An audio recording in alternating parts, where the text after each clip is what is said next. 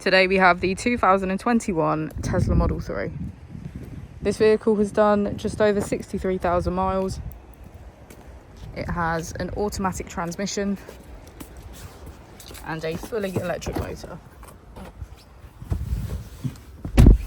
On our user interface, we're met with navigation as a feature, as well as an overview of the vehicle.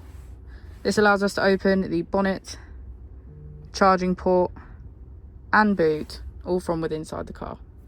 If we click on our Tesla icon in the bottom right, we can access our controls, dynamics, charging, autopilot, schedule, safety, service, and software. Within safety, we have advanced features such as a pin to drive and a glove box pin. If we go back into software and click on additional vehicle information, we can get a deeper analysis of the vehicle spec. The Model 3 comes with a 360 degrees camera, and with that you can access your dash cam.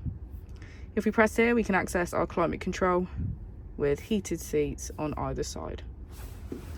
As we go into the back of the vehicle, we can see that it has a full leather black interior and get a good view of our panoramic roof.